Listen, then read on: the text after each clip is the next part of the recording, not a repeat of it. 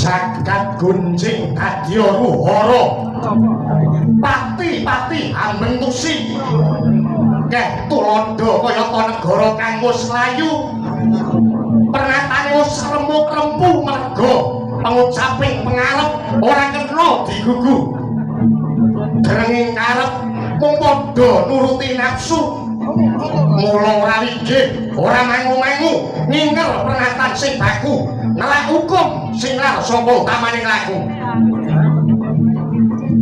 pamrih supaya bisa urip mubra-mubru. Udur kono kene pamrih golek benere dhewe. Tindak utama ora ditengenake nanging kepara dikiwakake. Ilang jati dirine, ilang kadewasane. Ora pejabate, ora rakyate, kabeh padha wae. Nuswantara ilang pamore mergo lali marang kabudayane. Ora dalange, ora sindene, ora wiyagane, kabeh ilang kagunane mergo mung nuruti cangkeme nipisan sing ora tau disekolahke. Jagat wis kelangan kiblat. Wong Draka anane wong sami sikut-sikutan jegal-jegalan. Anjegal kang mikir satemah akeh kang dadya kurbane kawengisan.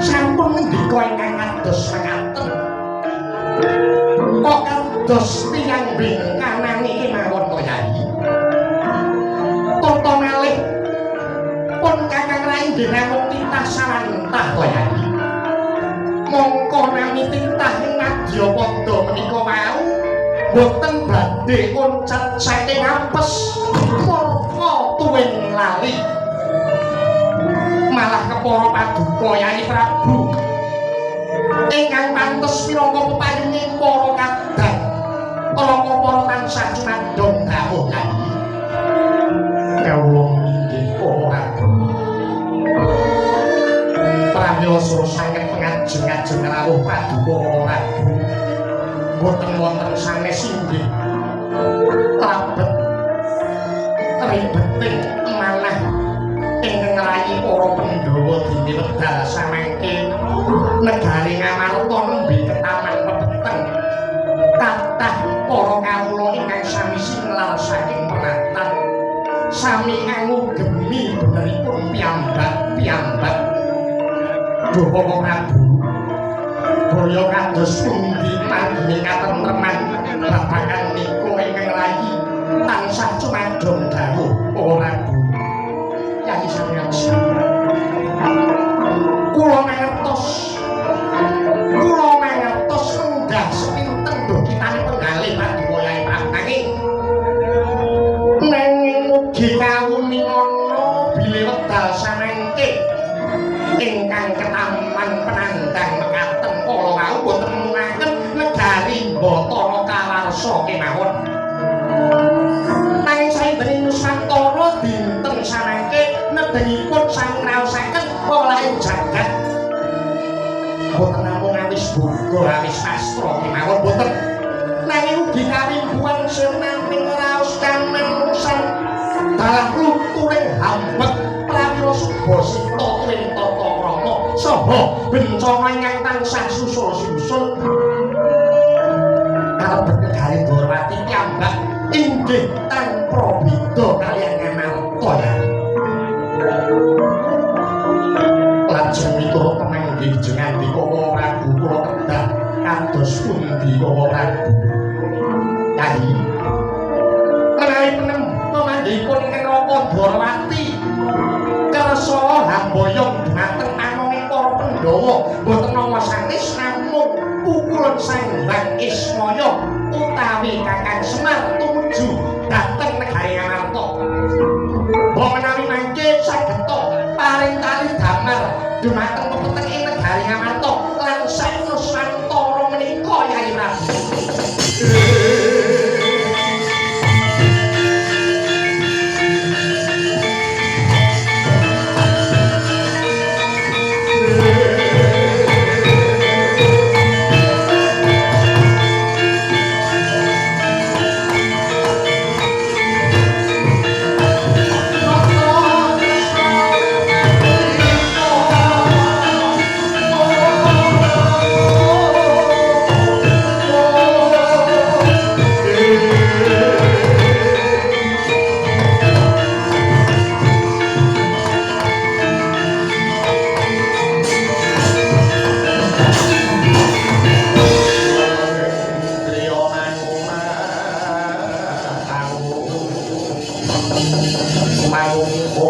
Kanduan rimang lelekno tanpa kane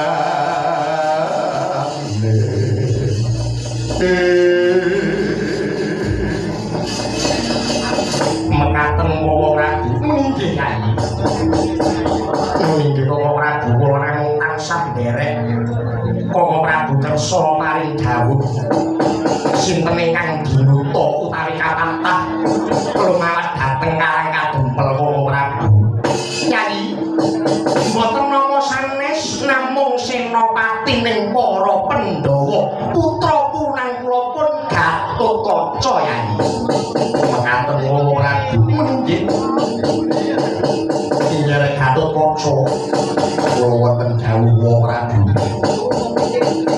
mara gagih aja kesuwen pikantuk katrangan saka panjenengane Bawa Prabu Ndorowati iki dina jeneng sira surut putus lumewat aning karang kadempel boyongan Kyai Lurah Badranaya tumuju aning negara Ngamartaya muni nggih Bapak Prabu muni Bapak Prabu kula lan sasendika ngeslaken dawuh napa ingkang dados rasa paduka Prabu Tokaring bincang menapa anakku karo bocah rasah dadak ngenteni suwi-suwi selak mesakake penandhange para kawula ning praja Ngamarta lan para kawula ing Nusantara iki dina iki budal muni sira wis saken karo pamit madhal pasayun tampahe pangestu ya tak pranggal puja raharsa muga rahayu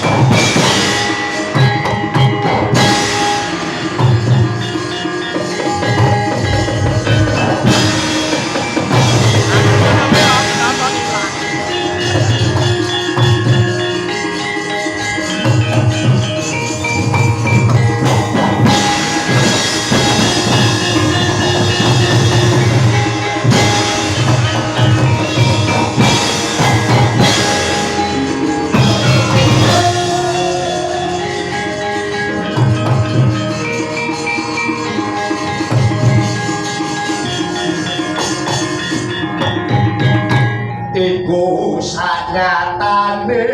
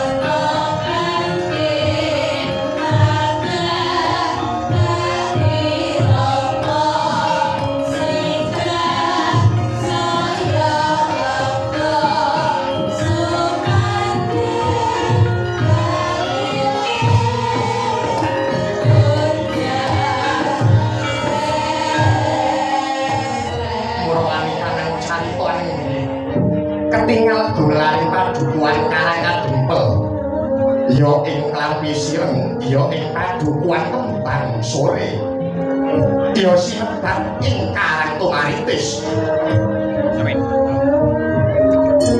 katingal bisa banjar dong kureken benawi mengenake pasabinan swasana yen tentrem labeting kono pinupeng dening kayugung kang hangrembuyung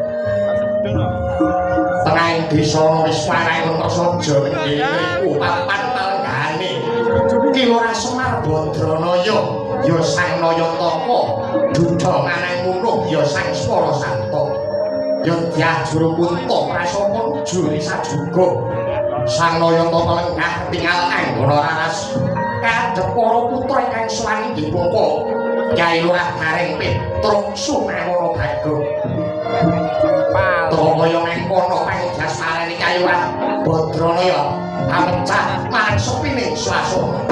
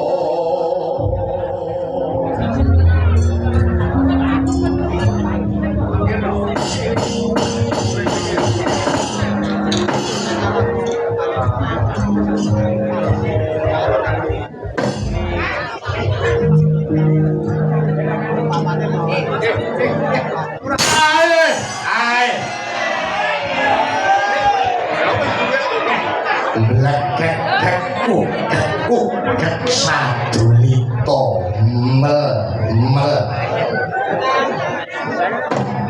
jejer penak-penak wis mutake wedan ayo ae pas suwe ora suwane jetis terus dimempeng-mempengke bapak iki anggere sowan rene iki seneng atine wis ora mikir bab apa-apa sing penting alam berkah karo panjenengane yang kecil oh Blagagagung sadulita anak-anakku nolo gareng Petruk lawan kowe Bagong nggih Pak nggih baik dalem Bapak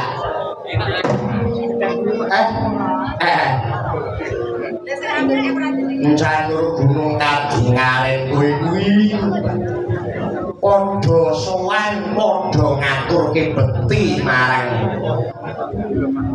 panjenenganku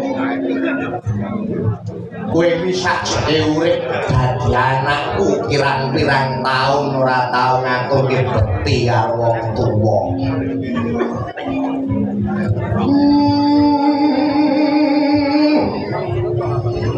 Barang iki dina kowe padha ngumpul ana ing ngarepanku atiku rasane kaya siniran tirta madu paribasane eneng apa kowe bocah padha ngadep marang aku tole kowe coba matur siji-siji nggih pripun Pak kahanane kula niku sasuwene urip wonten ing alam donya kok rumaos kula urip kula niku mboten enten undak-undakane blas arewangi gareng ten pundi-pundi nggih mboten cemetel blas oh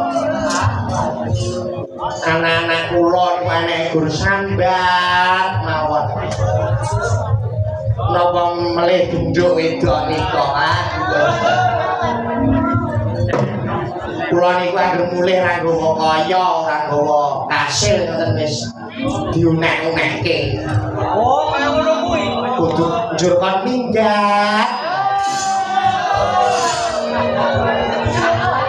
kula nggih kula lakoni to Pak kula niku teng omah nggih isa-isa nggih masak nggih umbah-umbah nggih memeni pripun to Pak sak kula ketimplak-timplak ngeten iki to Pak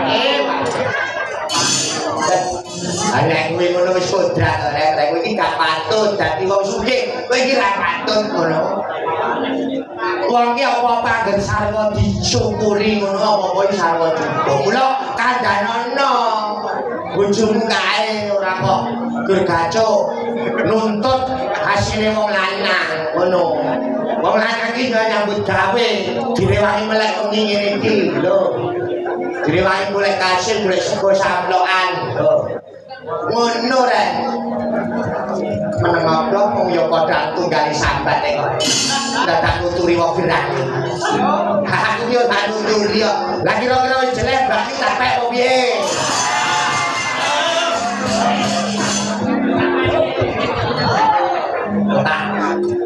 suwek ae ora pripun ta Pak nggih Pak ngeten bae kula niku ming udaraos tumrap retuning jagat wedhanika lho Pak kathah titah ingkang sami menceng saking garising kautaman ugi boten sekedhik ingkang sami memulya raga ngumbar nepsu serakah kadang-kadang kados badhe nglunjaken saisinipun kajawi perkaranipun kang gareng menika titahing Marcapada menika kathah isinipun boten nawi inggih haringa numpuk bondo wonten ing saklebeting swasana apa-apa kawula nembe nandhang apa lho Pak menawi kawontenanipun kados mekaten menapa boten tumuli rebah ageng kautaman to Pak nggih Pak leres niku Pak kula niku nggih mboten mentolo nihan kawontenan sakniki wis golek kaya angel golek duit angel ora jamak ning kok kepara kolong sing ning isor ning ditekak wae sing lak yo meket iya to we ndak tampa kang dadi aturmu ning wanti-wanti aku ngelingke marang jeneng sira kabeh anak-anakku menawa sira nyuwurpi lelakon kaya mengkono kuwi mau aja sok kagetan aja sok gumunan lelakon kang kok ngerteni kuwi mau ora bakal dadi dadak ringking negara apa meneh ora saben manungsa padha tumindak kang kaya sira aturke mau kuwi ngono mung saperangan cilik to ning anadyan mengkono aku ngalembono marang lekasmu gareng Petruk lawan Bagong kaprayitnanmu nurung sani dadi kawula tansah tulat marang kahanan kang mbok ngerteni pancen kudu mengkono kuwi wajibane dadi pamong desa kowe para pangarsa para lurah-lurah pamong sajroning apa wae kang becik ora butuh njaluk diladeni kawula nanging pamong sing becik ngladenono apa kang dadi kebutuhane kawulane oh ngaten iya tole wong padha lali marang dalaning kautaman mau menawa ora endah eling margane karayon tan murunga mesti bakal nglakoni kesandunge rata kebentusing tawang kowe lan bisane enggal bali marang margane bener kudu lair batin oleh gelem mindhake marang piwulaning kanca dharma utama kanca dharma Pak iya kanca dharma utama kuwi isine sepisan aja kongsi luntur oleh padha manembah lan bekti marang pangeran metu margane agama kang rinasuk kaping pindho kudu tansah nindakake tresna asih marang sesama kanthi nandhukake garis sing adil lan bener kaping telune kudu tansah ngandhemi marang hambet jujur temen lan prasaja kaping papat wujudna tembung rame ing gawe sepi ing pamrih pribadi dene kang pungkasan ya kuwi kaping 5 ora kena srik yen cinacat aja lena ing pangalembono oh ngaten nggih Pak iya oh iya ngono kanca dharma aku lho Pancasila ora apal. Lah wingi isine uripmu mung tak nggo seneng-seneng bae ora ngabdi marang negara. Ya wong kabeh iki kepepet butuh kandro to. Wong nek wis kaya aku ngene iki apa menahan anak loro. Kabeh iki sing dipikir dina iki apa? Anakku iki susune piye lho. pempese piye, makeme piye lho. Aku ki tanggung jawab, Dok. Iya, nek ora ngono kaya ngene, kabeh iki kudu dibuktekke. Oh ya, ya aku tetep tak buktekke lho. Lamun kabeh para satriyaning praja lan bayangkaraning praja mudhuning para kawula ing Nuswantara iki bisa nindakake piwulang panca dharma utama ing kono bakal sinengkake murih tata tinti tentrem kerta raharja Nuswantara iki to Le. Semarika den prayitna semiro iku ambale pipioni kantaya ani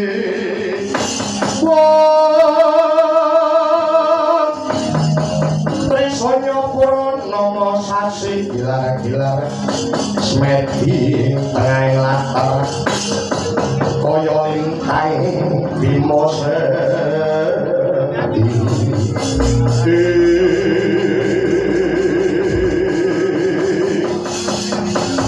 neno kanjengan kawusa dereng tangguhan gendira sami lawan tangan dika kedadak kasaru dereng cari pendapi karakat gempel Katan Kanyono Prattanira Warapalata ing garing Astina Sakate Arya Sengkuni ya trigantal mati rawuh wonten ing pendapi Karangkat peminggah pendapi repepek Tasya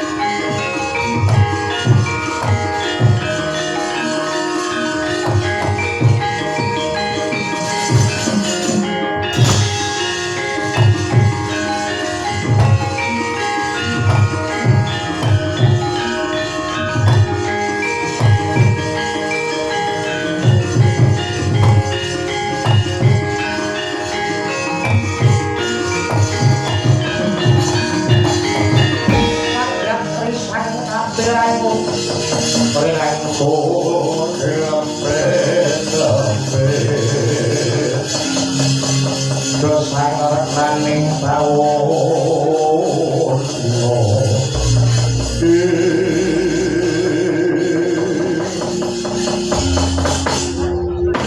Kakang Semar regetek lawange mengo aja kaget aku sing teka aku ingkang prapta wis mangu kene Kakang Semar Ai nggih Raden Raden Patih Harya Sengkuni sami wilujeng rawuh paduka Raden iya Kakang Semar wilujeng sak lakuku ora ana alangan sawiji apa Jamur gunung kadingaren. Dene paduka Raden Patih rawuh wonten Karang Kadempel iki enten napa lho? Iya Kakang Semar.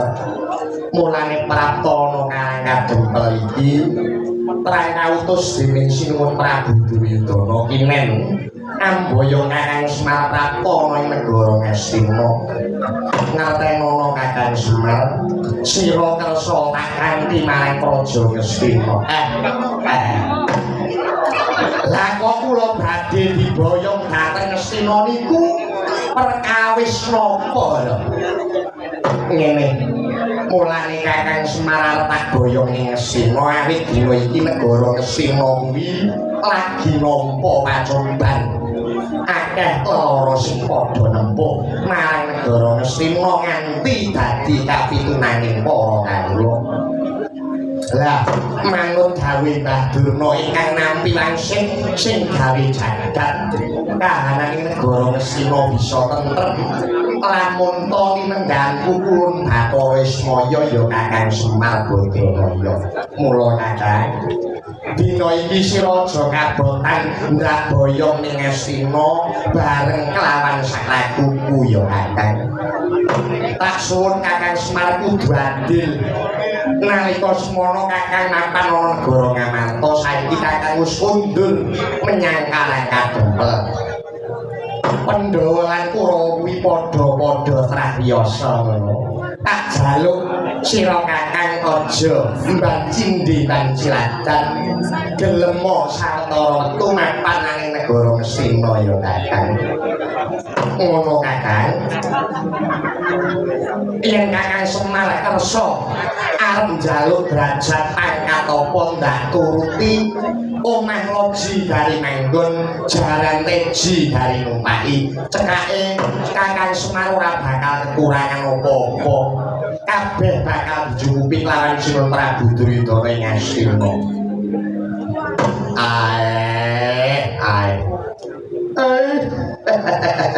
Inggih Raden, kula sanget ngaturaken genging penuwun dening Paduka Raden Arya Sengkuni badhe mboyong kula dhateng Ngastina.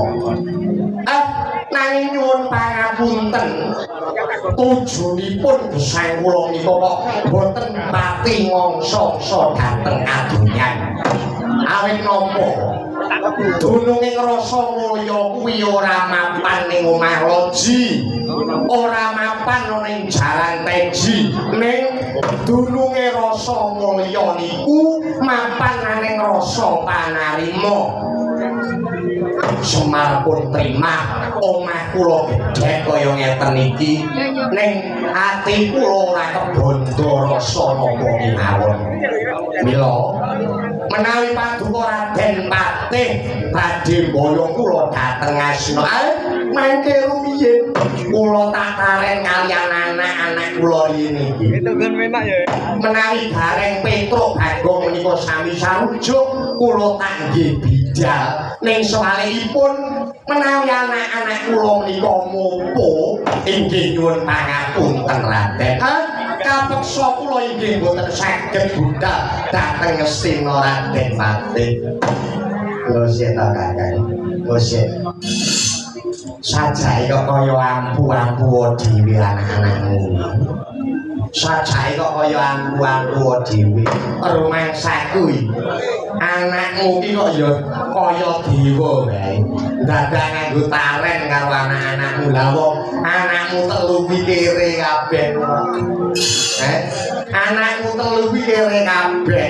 Gareng Petruk Bagong kuwi apa iso mikir?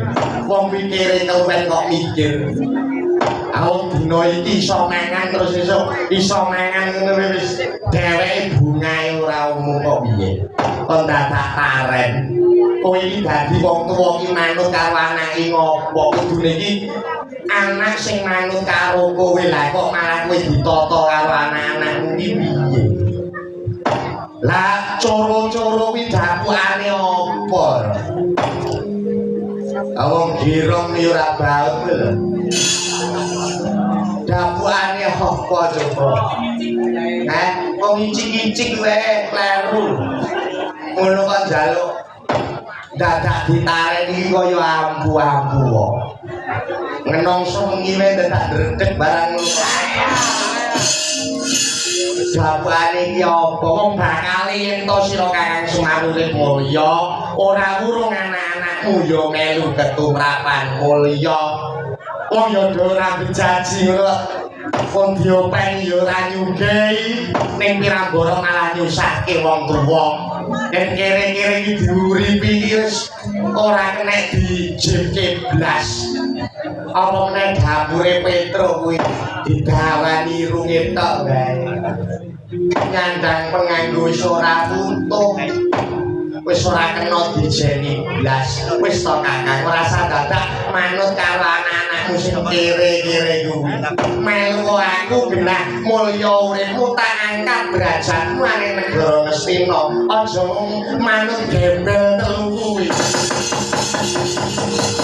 Soto tak terengginetap Soto Pangawi ngomongin Sumatrak Adoni lati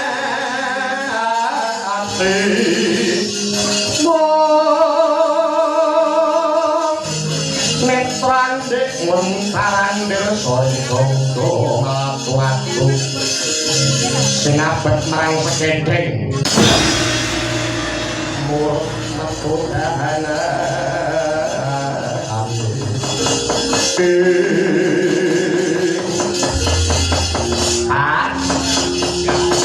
piye dole aku lo tak nyuwun wedal sawetawis iki kula tak nyuwun wektu sekedhap mawon kangge mangsuli rembuke patih ramjaji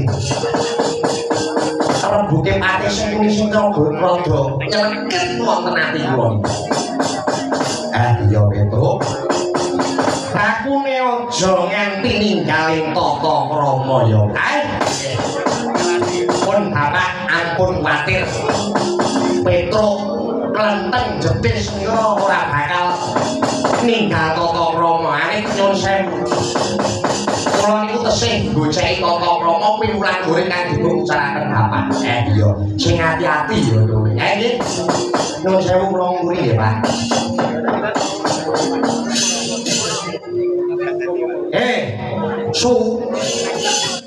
Suman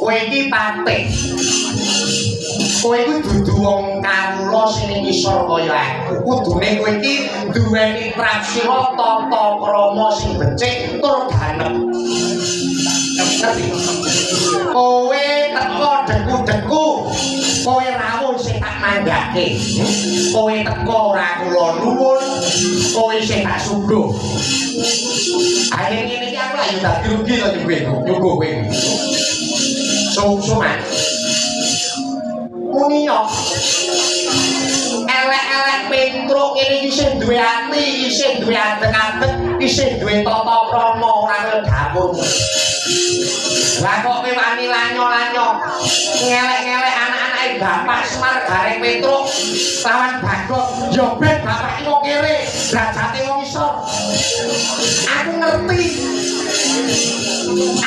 derajate wong kere aku ki wong cilik ning ora sak pantes yen to patih muni kaya ngono kuwi lambene kudune patih kuwi mangan pendidikan sing dhuwur kowe sekolahmu dhuwur cakepmu tau jualan ora ya Petro iki ngopo piye permasane ra wati ngono piye kene nyangkung omah jenenge wong omah jenenge wong omah teko kene bicara paling kesek dadi ratu sakit hatiku rumah sare kaya menang-menang dhewe dupes sampeyan iku derajate patih dupes sampeyan iku wong sugih ngono nuwun sewu Mas ambak bapak Kakang Gareng Petro lan Bagong iki wong larang ning nuwun sewu melarat bondo ora dadi apa sing penting Petro sak keluarga boten melarat iman kados sampeyan iki Kula sing nggoni tata krama. Ngerti ya, Mas? Aja ngono, Mas. Supaya sampeyan ngendelke bondo donya. Ora ono sok bondo donya nek mati ora digawa, ngerti, Mas? Kabeh padha. Asal sapa sing gawe urip. Bali yo bakal bali sing sing gawe urip. Bondo donya kuwi ming titipan ora wae. Aja ngono Mas, aja sombong Mas. Kaya wong apik-apik dhewe ora ngerti gendhoane sekuni lho. Kaya apa ngerti lakonku biyen. Ngerti bae kok. Sekuni kok gak eruh iki kok. Sampeyan iki dhisik jenenge Sumandra. Wujudmu iki bagus. Nek bagusmu kok gondel-delan. Ngerti ora? Rono lakuanmu sing bosok, lakuanmu sing berat jaji. Diajar karo patih bondo ngono nganti remuk raimu. Kudune rumangsani Mas, ngilo karo budaya sampean. Aja ngono Mas. Apa dikira sampean iki dadi patih dipilih karo rakyat Cilisa ora. Kono pokal jurine sampean iki. Rono pokal jurine sampean gawe dadakan paslahan, gawe sakit dhewe nganti patih bondo ngono ditundung karo Sinur Prabu Pandhuwestina. Kali wis ngono. Sampean fitnah, sampean tuduh sing ora-ora. Raden Gondomono akhire nganti ditundung karo Sinur Prabu Pandhu. Pungkasane sampean dikai kalumban patih, ora ngopo-ngopo wis lungguh jenggat sira tumpah kok dikai lumban patih lho. Patih capopo. Ora ya Petro ora. Aku ora lakoni, ora piye. Lakoni enek wae. Niku ge gayeng nek ditanggap. Ora ning pisan kuwi pindho. Bareng Patih Gondomono sampean fitnah, sampean tuduh kan ditundung karo Sinur Prabu Pandhu, jek kurang trimo, sampean jek demeni bojone Gondomono. Ya ora. Dipan bojone Gondomono seger. Rada enek tatone sithik saiki. Sampean demeni. Aja ngono Mas, aku ki ngerti. Aku ngerti. Wis to, ning ngendi papan, ning ngendi panggonane. Bu negara, bu desa, bu pasar. Jenis lenteng barang ini anggere nek semuni bubrah. Bubrah. Ora bakal sida wayangan nek semuni. Dene apa ge? Ora sida wayangan, Mas. Desa maune ayem tentrem. Gemah ripalo jinawi, masyarakate guyub rukun, anggere tekan semuni bubrah. Pasar maune rame, sing gondol padha laris, sing tuku yo akeh. Rejo pasare nek rene semuni sepi bangkrut. Kerawitan ini tambane apik lho, iso numpak bergas, iso lipur karo warga masyarakat. Nek rene semuni bubrah. Sinden mawi sinden ayu-ayu apik suarane becik abisane lho. Apa-apa iso ngumpulne tekan sepuni metem terus. Metem benar 100% metem. Lambemu ya ora. Lho, kan iku fakta membuktikan lho. Fakta membuktikan iso aja kaya ngono sampean. Lu yo opo kandhane sampean dikandhani gak kenal lho. Petro iki kesuwen ora. Sekuni kuwi gak ero nek ngomong iki kaya ngono kuwi ra ero. Kuwi dadi pecok cangkeme ngono bener. Oh sik kok sabar. Kesuwen aku iki kesuwen. Ora kaya ngono sajae nyeri-nyerike kelawan mati sekuni. Lah sering tenan sih. Apa? Sering tenan. Wong omah-omah ayem tentrem. Mbok tekani, mbok obong-obongi. Akhire yo tinggal-tinggal. Apa kowe kuwi sakune iki sajir maneh apa rumangsane iki ora kula raimu elek iki cangkemmu karo lidur sajane nyerik-nyerik aku ora mungkin nantang perkara pantih sing kuning nantang Mas ayo nyodon iki to Petro ora wedi duwe wong cilik aja tok sepeleke Petro ora wedi ngadepi pate soto tes karo ngene kok dadak kebiu dia kok kasem Petro atemi bae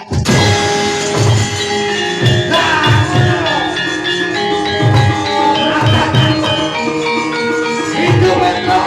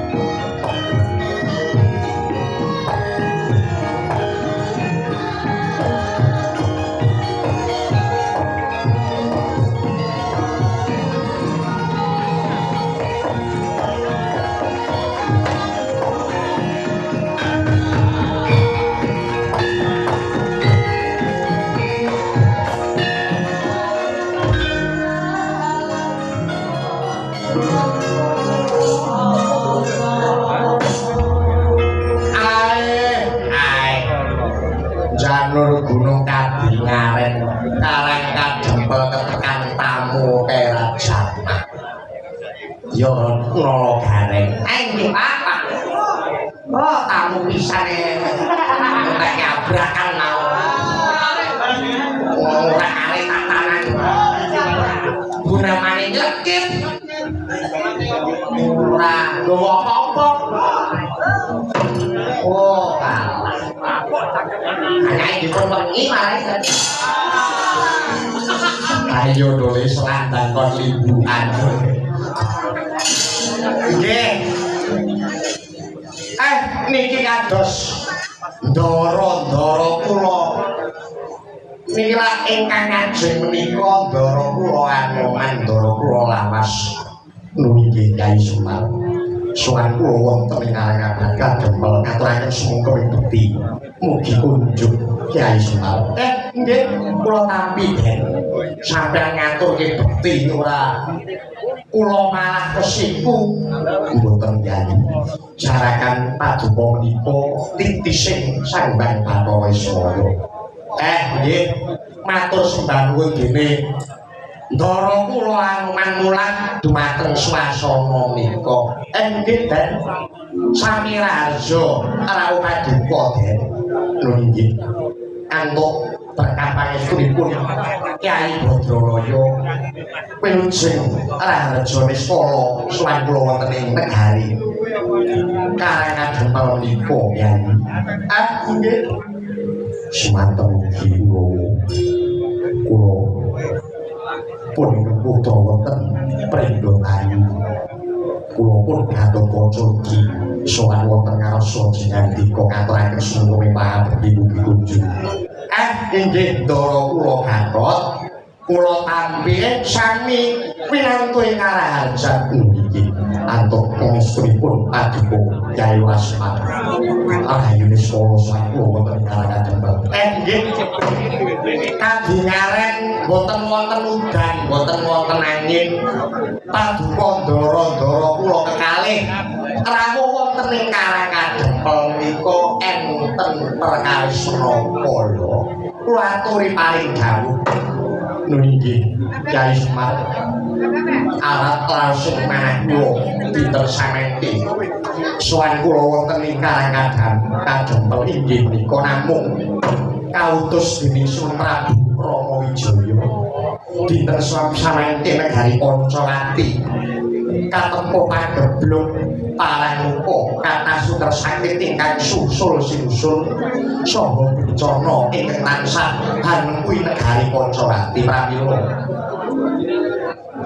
miturut panganggihipun ingkang sinuwun Prabu Rama Wijaya negari Pancawati saged jati-jati teman nirmala bali kados piniuni lamun saged tinendhan pukulun Sanghyang Kismaya pramila dinten samangke kula suwun paduka kula baya wonten negari Pancawati Yayi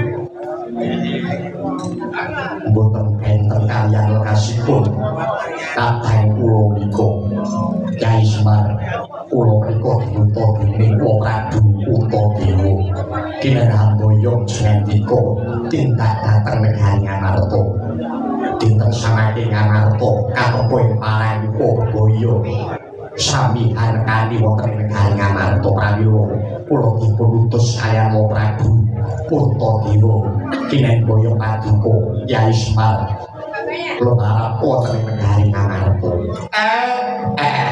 pajan bapak iki ya laris men sapa-sapa kok arep boyong menengo kowe ora satrigis ngenten nggih Dan kula tak paring marang sulake saderengipun paduka kekalih rawuh wonten ing Karangkadempel niki wau negari Karangkadempel niki wau sampun karawuhan warangkana teng Sina Raden Patih Harya Sengguni nunggal arep kaliyan sedya sing ngandika paduka kekalih badhe boyo kula wonten ing negari Ngastinane kocapa aturipun utawi dawuhipun Raden Patih Sengguni ketingalipun Radi Lekit ngenani manahipun anak kula Petruk miwah Bagong pramila dinten samangke Karangkadempel nembe geger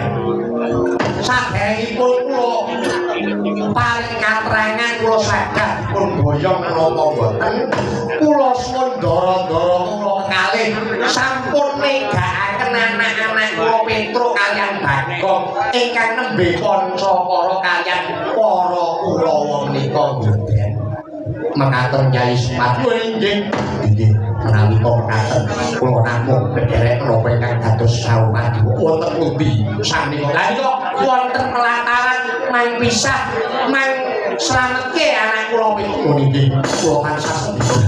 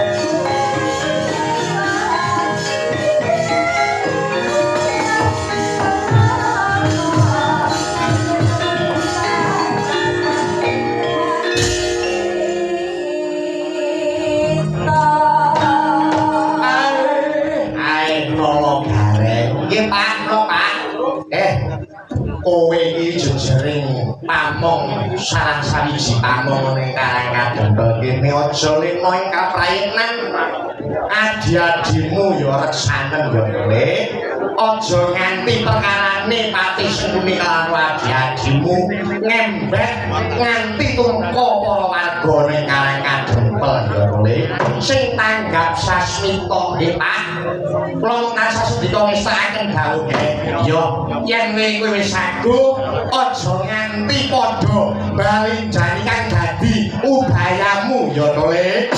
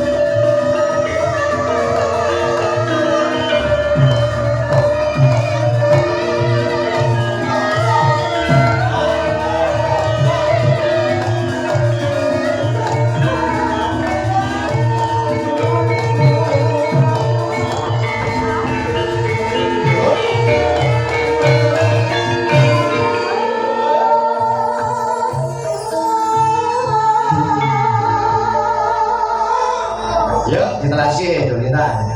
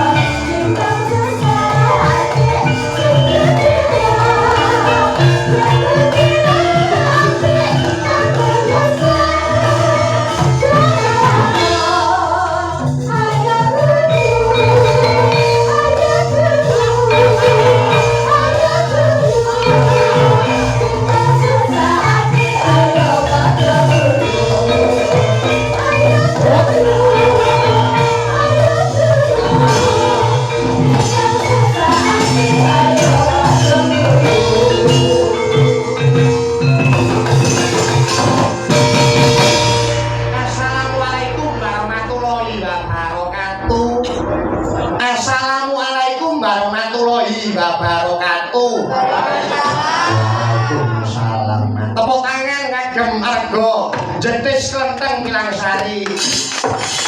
Iya Panjang bunga tangkan tanpa upama nduk dene awake dhewe tinimbalan sowan melih dene lumantaran Bapak Sunar.